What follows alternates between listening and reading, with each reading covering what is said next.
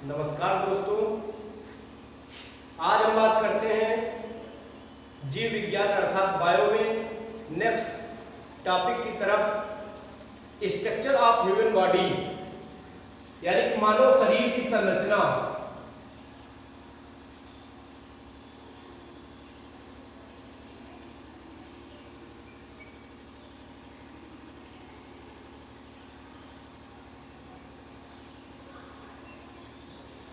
Structure of human body, मानव शरीर की संरचना। और इससे पहले हम आप लोगों को ये बता चुके हैं कि बायोलॉजी किसे कहते हैं, पूरा इसको इंट्रोडक्शन और परिचय जो भी था मैंने बताया कि 2 पार्टों में डिवाइड हो गया। 5 किंगडम ऑफ क्लासिफिकेशन आपको याद भी होगा। उसके आगे नेक्स्ट टॉपिक है मानव शरीर की संरचना यानी कि स्ट्रक्चर ऑफ ह्यूमन बॉडी। इसमें सबसे ज्यादा पहला एक ये प्रश्न पूछा जाता है, त्वचा के कार्य, त्वचा के कार्य, फंक्शंस ऑफ स्किन। तो आपको ये पता होना चाहिए त्वचा का कार्य क्या होता है। तो सबसे पहले आपका कार्य पता ही होगा, त्वचा का काम होता है कि त्वक संवेदांग, त्वक संवेदांग।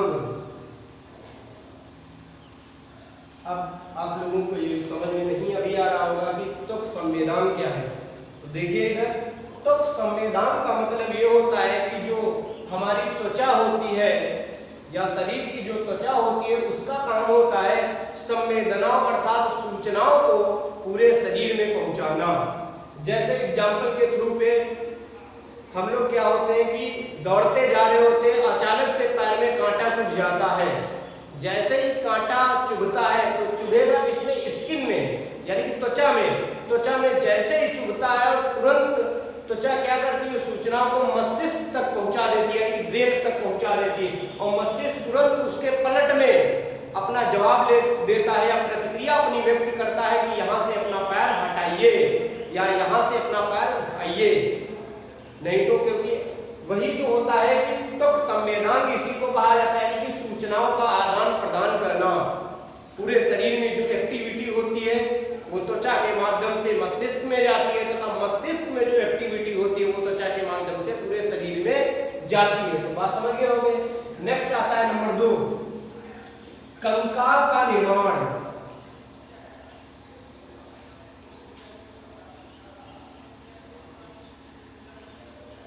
कंकाल के निर्माण में त्वचा की अति महत्वपूर्ण भूमिका होती है क्योंकि जो कंकाल बनता है वो त्वचा से निर्मित ही होता है।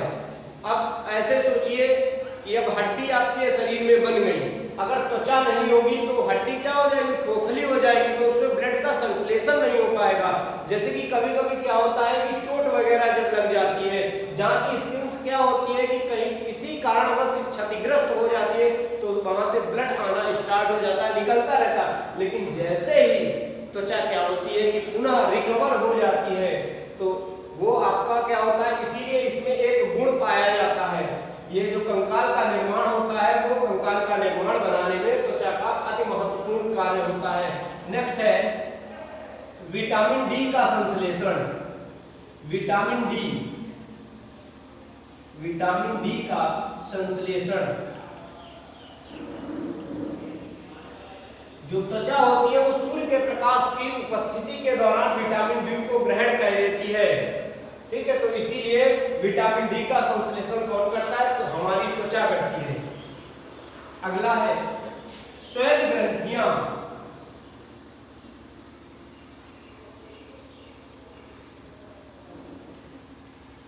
इस शरीर में यानी कि त्वचा में श्वेत ग्रंथियां पाई जाती हैं जिन्हें स्तन ग्रंथियों, और जो त्वचा ही होती है श्वेत ग्रंथियां ही स्तन ग्रंथियों का रूप धारण कर लेती है, ये मादाओं में पाई जाती है। नेक्स्ट है तेल ग्रंथियां।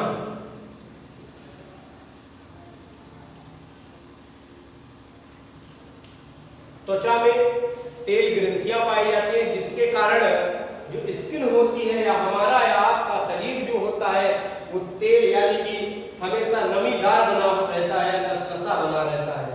ठीक है, ये बात समझ गए होंगे। त्वचा के कार्य यानी कि फंक्शंस ऑफ स्किन, त्वक संवेदन यानी कि सूचनाओं का आदान प्रदान करना, कंकाल का निर्माण करने में अति महत्वपूर्ण इसका योगदान होता है। विटामिन डी यानी कि जो विटामिन डी अर्थात जो सूर्य का प्रकाश होता है वो हमारा शरीर क्या होता है उसको ग्रहण कर लेता है। श्वेत ग्रंथियों को कहा जाता है कि स्तन ग्रंथियां यही त्वचा का ही रूपांतरित रूप होती है जो मादाओं में पाई जाती हैं।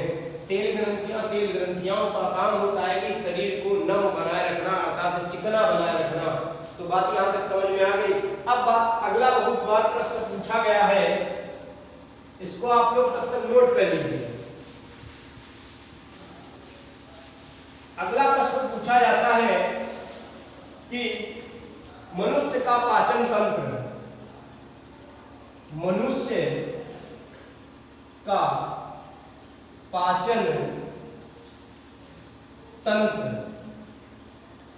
डाइजेस्टिव सिस्टम ऑफ ह्यूमन, मनुष्य का पाचन तंत्र। तो याद रखिएगा मनुष्य का पाचन तंत्र में सबसे पहले बात आती है कि पाचन तंत्र किसे कहते हैं, डिफिनीशन। तो आपने पढ़ा है और आपको बताया भी गया होगा अदर कक्षाओं में कि पाचन तंत्र जटिल भोज्य कार्बनिक पदार्थों को सरल भोज्य कार्बनिक पदार्थों में तोड़ने की क्रिया को ही पाचन कहते हैं तथा इसमें जो अंग भाग लेते हैं उन्हें तंत्र कहा जाता है। तो सीधी सी बात है पाचन तंत्र उसे कहते हैं। तो फिर से आप सुन लीजिएगा, जटिल भोज्य कार्बनिक पदार्थों को पाचन की अगर परिभाषा तो आप लिख लीजिए, जटिल भोज्य कार्बनिक पदार्थों को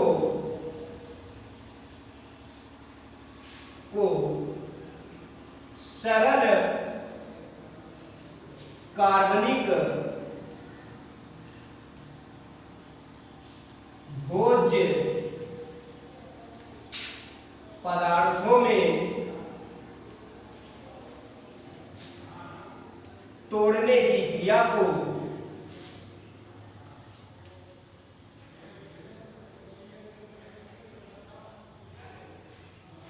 पाचन कहते हैं।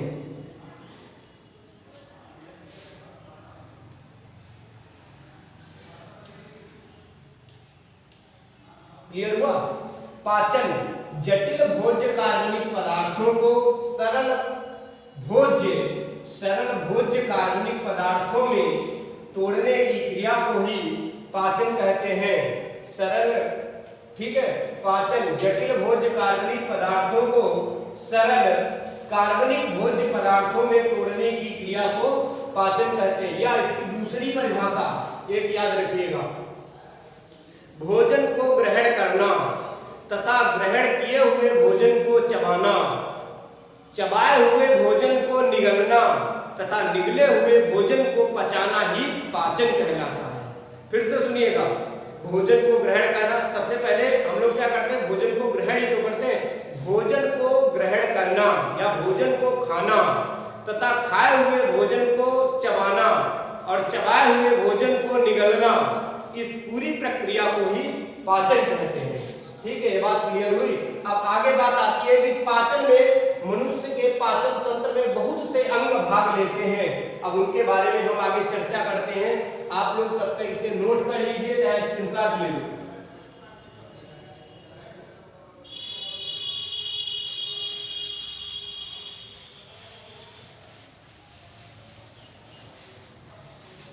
अब बात आती है कि आहार नाल, एलिमेंट्री कैनाल जिसे कहा जाता है, मनुष्य के मुख से लेकर गुदादार तक के भाग जो भी होता है वो आहार नाल यानी कि एलिमेंट्री कैनाल के अंतर्गत आता है।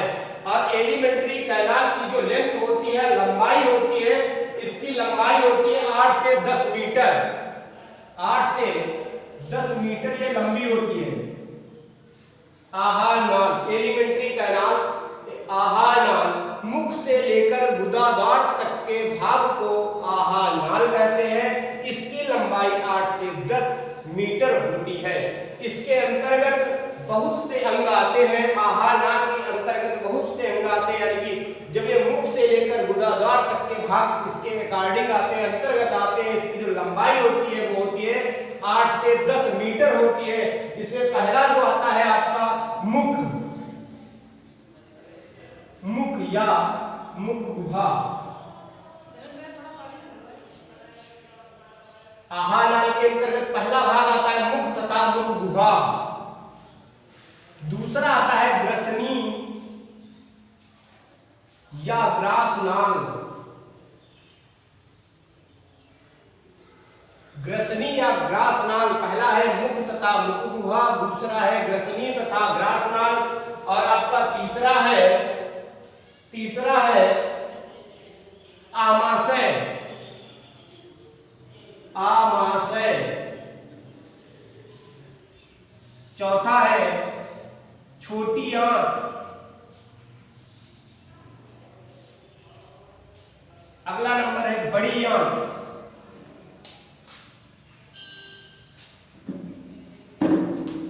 नेक्स्ट नंबर है मलाशय। नेक्स्ट नंबर है गुदाद्वार।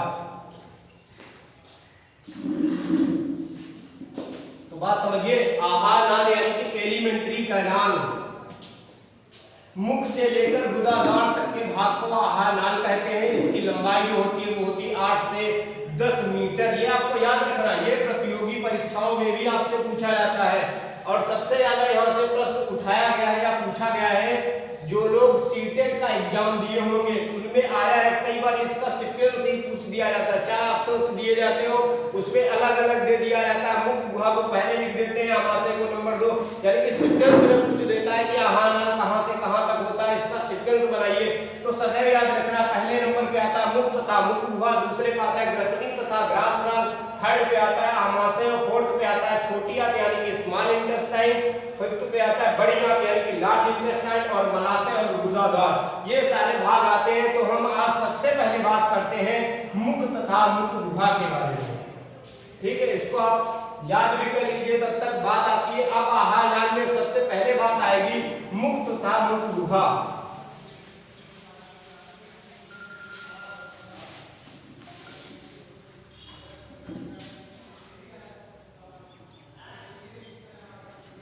मुख तथा मुख गुहा।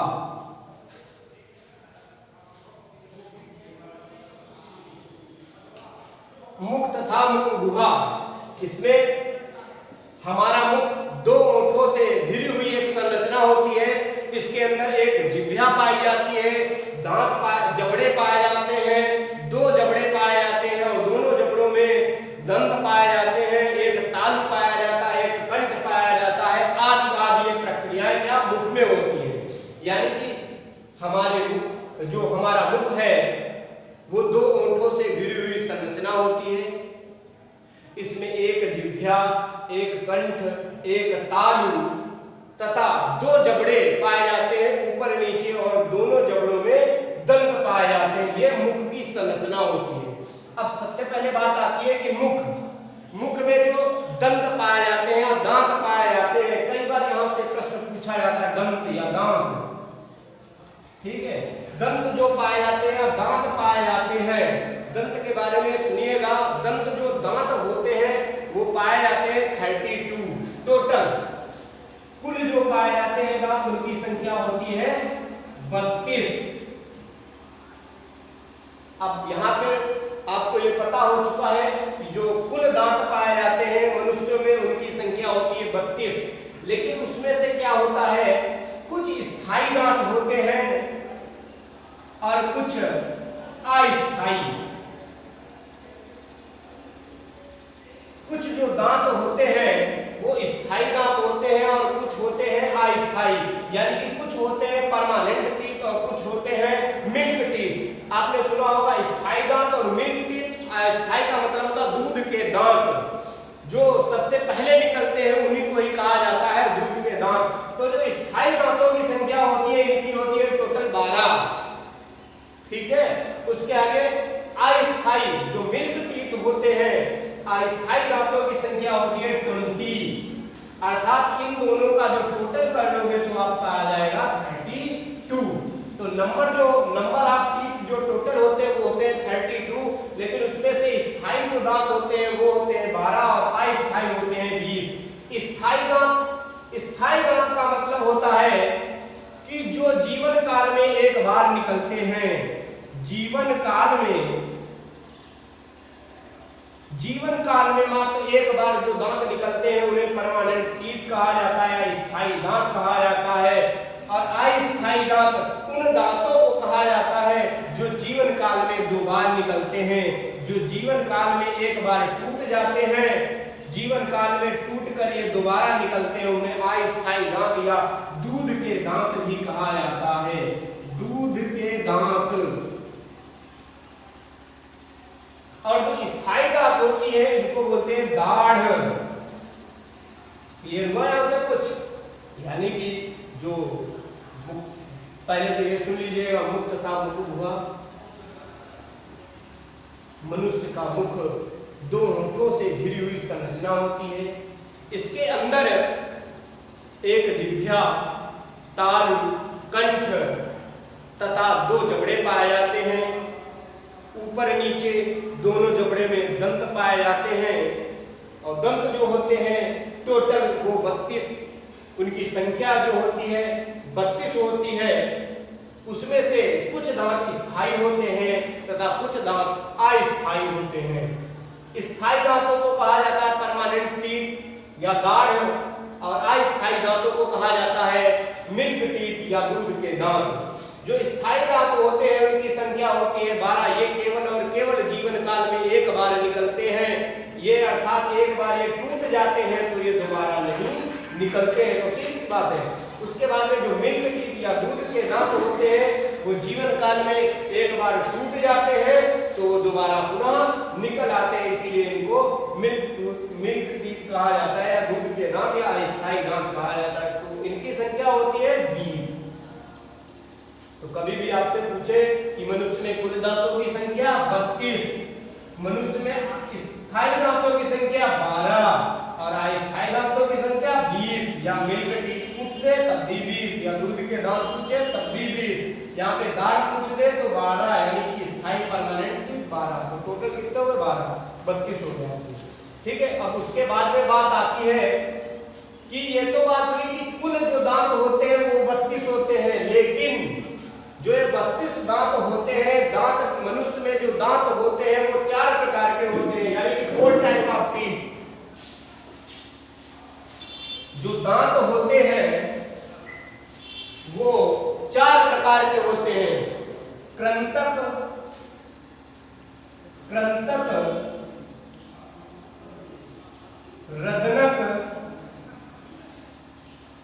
अग्रचवर्णक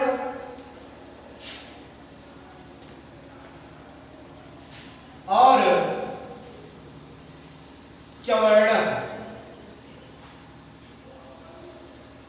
मनुष्य में पूछा जाए कि दांत कितने प्रकार के होते हैं तो 4 प्रकार के होते हैं। मनुष्य में दांतों की कुल संख्या, तो कुल संख्या याद रखना है, कुल होते हैं टोटल 32। उसमें से मैंने बता ही दिया है कि स्थायी जो होते हैं, स्थायी वो होते हैं 12 और अस्थायी जो होते हैं उनकी संख्या होती है 20। ठीक है, ये भी याद रखना है। साथ में जो दांत प्रकार पूछा जाएगा तो दंत जो मनुष्य में होते हैं वो 4 प्रकार के होते हैं। कृंतक, रदनक, अग्रचवर्णक और चवर्णक। कृंतक किसे कहते हैं या इनका कार्य क्या होता है तो आपको ये याद रखना है, का मींस क्या होता है? काटना। काटना। आप देखिएगा सीधी सी बात है, अपना अलग से लॉजिक लगाइए तब आपको याद रहेगा। ठीक है, और रट्टा लगाने से नहीं हो सकता है। कृंतक अगर बाय द वे एग्जाम में आपसे पूछ दिया जाए या प्रतियोगी परीक्षाओं में पूछ दिया जाए मनुष्य में जो कृंतक दांत होते हैं उनका कार्य क्या होता है, उसमें बहुत से ऑप्शन दे दिए जाएंगे, लेकिन आपको याद रखना है कि कृंतक का काम होता है काटना। काटने का मतलब है कि सबसे पहले जो आगे के दांत होते हैं, हम कोई रोटी का बड़ा सा टुकड़ा लेते हैं, उसमें से हम क्या करते हैं? उसको काटते तो है सबसे पहले। तो इसीलिए कृंतक दांत का जो काम होता है वो होता है भोजन को काटना। उसके बाद में बात आती है रा। रा मींस होता है रगड़ना। रगड़ना। और रगड़ने का मतलब क्या होता है कि जो भोजन ग्रहण किया गया या काटा गया है उसको अन्य छोटे छोटे खंडों में डिवाइड करना या बांटना। उसके बाद में अग्रचवर्णक, चवर्णक का मतलब होता है चबाना। जो आगे के दांत होते हैं यानी कि रदनक के बाद में जो आगे के दांत होते हैं, यानी कि सीधी सी बात है चवर्णक के जो पहले आगे के दांत होते हैं उनका काम होता है चबाना। चबाने का मतलब होता है कि वो और भोजन को छोटे छोटे खंडों में डिवाइड कर देते हैं, चबा लेते हैं। ठीक है, तो बात समझ लो अग्रचवर्णक। लेकिन जब ये तीनों यानी कि कृंतक, रदनक, अग्रचवर्णक तीनों से कुछ भोजन का जो अंश बच जाता है चबाने से, उसको चवर्णक दांत पूरा का पूरा चबा देते हैं। तो बात क्लियर हुई। मनुष्य में 4 प्रकार के दांत पाए जाते हैं। कुल पूछा जाएगा 32 पाए जाते हैं। जो 4 प्रकार के दांत पाए जाते हैं, पहला है कृंतक, दूसरा है रदनक और तीसरा है अग्रचवर्णक और उसके बाद में है चवर्णक। इसका सीक्वेंस आपको याद रखना है, हमेशा पूछा जाता है। अगर एक भी सीक्वेंस गड़बड़ा जाएगा तो पूरा का पूरा ये आपका जो है वो सब गलत हो जाएगा। तो कृंतक, रदनक, अग्रचवर्णक, चवर्णक। अब ऐसे समझ लीजिएगा, अगर चवर्णक दांत को हम ऊपर उठा के रख देंगे तो आप पहले भोजन को चबाते हो या काटते हो, सीधी बात है। तो इसीलिए याद रखना है कृंतक जो दांत होते हैं, कृंतक का काम होता है भोजन को काटना, रदनक का काम होता है भोजन जो काटा गया है उसको अन्य छोटे छोटे खंडों में डिवाइड करना या अलग करना, और जो अग्रचवर्णक है, अग्रचवर्णक का काम होता है भोजन को और अच्छे तरीके से चबाना। लेकिन कुछ भोजन यानी कि कृंतक, रदनक, अग्रचवर्णक से जो भोजन का अंश कुछ बच जाता है शेष चबाने से, उसको चवर्णक दांत चबा देते हैं। ठीक है, ये तो बात है। उसके बाद में पूछा जाता है मनुष्य का दंत सूत्र। मनुष्य का दंत सूत्र बहुत बार पूछा जाता है, और ये जो अभी आपको बताया गया कृंतक, रदनक, अग्रचवर्णक और चवर्णक, ये सीटेट एग्जाम में आ चुका है प्रश्न, सीटेट। ठीक है, उसके बाद में आपको बताया मनुष्य का दंत सूत्र। मनुष्य का दंत सूत्र, मनुष्य का दंत सूत्र याद रखना है 2123 into 2। अब कुछ लोग तो अपना बुरा भाग कर देंगे, तो इसको काटेंगे, इसको काटेंगे, जीरो लगा देंगे, इंटू करेंगे, बराबर जीरो आ जाएगा, आंसर है, गड़बड़ा जाएगा। भैया यहाँ पे मैथ नहीं है, ये दंत सूत्र है। इसका मतलब क्या होता है, जबड़े ऊपर भी पाए जाते हैं, जबड़े नीचे भी पाए जाते हैं। तो ऊपर नीचे कितने जबड़े पाए गए? 2, इसीलिए हम 2 से मल्टीप्लाई कर दिए हैं। तो 2123 बटे 2123 का मतलब ये होता है, अभी मैंने बताया कि दांत कितने प्रकार के, 4 प्रकार के। फिर से देखो, 4 प्रकार के दांत पाए जाते हैं। कौन कौन से? पहला है आपका कृंतक, दूसरा है रदनक और तीसरा है चवर्णक, सॉरी तीसरा है अग्रचवर्णक।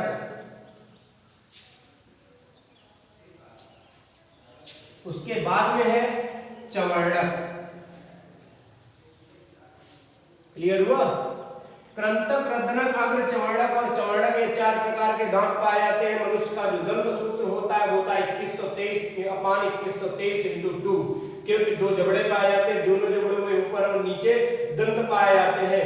तो यानी कि ये जो दांत हुआ वो कृंतक होगा, जो ऊपर दांत होगा वही से नीचे पाया जाएगा। रदनक जो दांत ऊपर पाया जाएगा वो नीचे भी पाया जाएगा।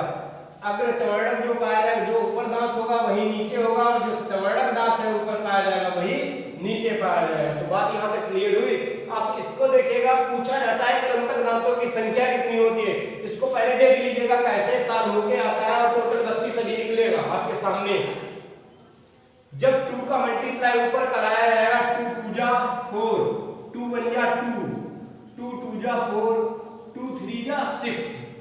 अब 2 का नीचे भी मल्टीप्लाई कराना है, 2 2 जा 4, 2 1 जा 2, 2 2 जा 4, 2 3 जा 6। ये टोटल हो गया है 42 46 अपान 42 46, यानी 4246 अपान 4246। अब देखिएगा इनको जब हम टोटल ऐड करेंगे, ऊपर वाले को ऐड करिए आपस में और नीचे वाले को ऐड करिए, तो आप ऐड करिएगा, ये टोटल जब वो ऐड करोगे तो आएगा 62 पर 16 आएगा, और नीचे भी उतनी संख्या देंगे तो 16। अब जब हम इन दोनों को ऐड करेंगे तो टोटल कितना है? 32। अर्थात कितने दांत पाए जाते हैं? 32 पाए जाते हैं। ठीक है, ये बात क्लियर हुई। अब पूछ दिया जाए कृंतक दांतों की संख्या कितनी होती है। पूछा जाएगा कि मनुष्य में कृंतक दांतों की संख्या कितनी होती है, तो आप लिखोगे 4 जोड़ी अर्थात 8, क्योंकि 4 ऊपर पाए जाएंगे ना, 4 नीचे पाए जाएंगे। अच्छा है, आप यहाँ पे देख लीजिएगा कृंतक, यहाँ पे इसको लिख दो, कृंतक ये दांत है, ये रदनक है, ये अग्र चवर्णक है और ये चवर्णक है। तो बात समझ गए हो, बात क्लियर हुई यहाँ से। चलो आगे देखो। अब रदनक दांत कितने पाए जाते, 2 ऊपर पाए जाते हैं, 2 नीचे, अर्थात जो 2 जोड़ी अर्थात कितने हो जाएंगे 4। उसके बाद में अग्र चवर्णक 4 ऊपर पाया जाते, ऊपर जबड़े में पाए जाते हैं। मैंने बताया जो ऊपर जबड़े में दंत पाया जाएगा वही नीचे भी पाया जाएगा। 4 ऊपर पाए जाएंगे, 4 नीचे पाए जाएंगे, अर्थात यानी कि 4 जोड़ी अर्थात 8 दांत पाए जाते हैं। ठीक है, क्लियर हुआ। उसके बाद में जो चवर्णक दांत होते हैं 6 ऊपर वाले जबड़े में पाए जाते हैं और 6 नीचे वाले जबड़े में पाए जाएंगे। तो 6 जोड़ी अर्थात 12 दांत पाए जाते हैं। तो बात समझ गए। अब चाहे ऐड कर लीजिएगा, 8 दांत कृंतक में, रत्नक के 4 दांत, अग्र चवर्णक में 8 दांत, चवर्णक में 12 दांत, इतने दांत ये पाए जाते हैं। ये मनुष्य का दंत सूत्र है। कृंतक का कार्य है भोजन को काटना, जो काटा हुआ भोजन है। रदनक का काम होता है उसको और छोटे छोटे खंडों में डिवाइड करना। जो अग्र चवर्णक का काम होता है, जो कृंतक और रदनक जो काटता है, उसके बाद में चवर्णक दांत भी उसको और महीन अच्छे से चबाने का काम करता है। जो भाग भोजन का कुछ अंश जो चबाने से शेष रह जाता है, वो कृंतक, रदनक, अग्र चवर्णक से जो शेष रह जाता है, उसे चवर्णक दांत अच्छी तरीके से चबा लेते हैं। और चवर्णक दांतों को ही दाढ़ कहा जाता है। और जो यही दांत होते हैं वो स्थायी दांत होते हैं, क्योंकि आपने सुना होगा, देखा भी होगा, जाना भी होगा कि अगर दाढ़ एक बार टूट जाती है वो दोबारा नहीं निकलती है। इसीलिए इसे स्थायी दांत भी कहा जाता है। चवर्णक दांतों को ही स्थायी दांत कहा जाता है। एग्जाम में अगर आपसे प्रश्न ये पूछ दिया जाता है कौन से दांत को या किस दांत को स्थायी दांत कहा जाता है, तो सदैव याद रखना है चवर्णक दांतों को स्थायी दांत कहा जाता है, क्योंकि ये दाढ़ होती है, ये जीवन काल में केवल और केवल एक बार निकलती है। लेकिन कृंतक, रदनक और अग्र चवर्णक ये क्या होते हैं, जीवन काल में एक बार निकलेंगे। एक बार अगर निकलते हैं तो टूट भी जाते हैं, तो दोबारा पुनः निकल आते हैं, इसीलिए इनको अस्थायी दांत भी कहा जाता है। अब ये तो बात हुई मनुष्य का दंत सूत्र, तो आपको ये याद होगा 2123 बटे 2123 इंटू 2, ये आपको याद रखना, ये है मनुष्य का दंत सूत्र। अब पूछ दिया जाए वयस्क मनुष्य ये है, ठीक है, मनुष्य का दंत। अब पूछ दिया जाए शिशु या बच्चे का दंत सूत्र, तब आपको क्या करना है, ये भी देख रहिएगा। ये तो हो गया आपका मनुष्य का दंत सूत्र। अगर पूछ दिया जाए शिशु का दंत सूत्र या बच्चे का दंत सूत्र, बच्चे का दंत सूत्र, तब आपको यह याद रखना है 2120 अपान 2120 इंटू 2। ऊपर भी जबड़ा नीचे भी जबड़ा, दोनों जबड़े तो मल्टीप्लाई कर दिया।